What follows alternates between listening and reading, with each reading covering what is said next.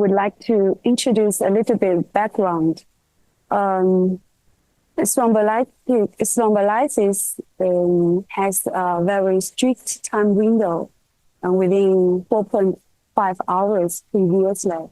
So the patient who could arrive within the time window is limited. So if we could extend the time window to 9 hours, so the beneficial effects of patient would grow more. And if we could extend to 24 hours, so the patient who's potentially benefit from the treatment could expand more. So this is the reason why we tried to do the clinical trial to explore whether we treated the patient within 24 hours to within 4.5 hours to 24 hours could still benefit from the treatment based on the imaging identified criteria. So this is what we try to do in our trials. This trial is actually a multi-center, open-label, randomized, outcome-blinded, randomized clinical trial. It has enrolled finally 372 patients in 26 sites around China. And so the patients were randomized to two groups. The first is Alteplase treatment groups, and another is the patient who received standard treatment. Finally, we compared the outcome, the percentage of the patient who finally achieved a modified ranking score of 0 to 1, and finding that the percentage of patients achieved modified ranking score 0 to 1 is about 40% versus 26% in the standard treatment groups.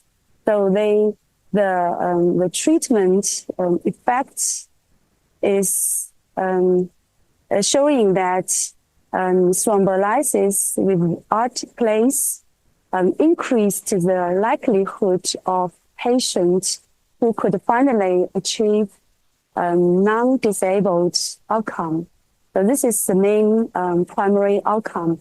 And also there are other secondary outcomes. Some of them also have positive results. So, and also concerning the safety outcome, and we find that the rate of symptomatic intracranial hemorrhage was higher in the groups treated with thrombolysis compared with the standard treatment group. However, the mortality rate was the same between two groups. So that means that the increase of the symptomatic intracranial hemorrhage did not lead to the increase of the deaths within 19 days. So this is the safety outcome. So finally, our findings support the extension of time window to 24 hours in patients who had the eligible, who had the salvageable tissue identified from the perfusion imaging. So this is our final results. We thought it's very useful to extend the time window because more and more patients would still get the chance to be treated with thrombolysis, even though they arrived in the hospital later. This is different from the previous situation.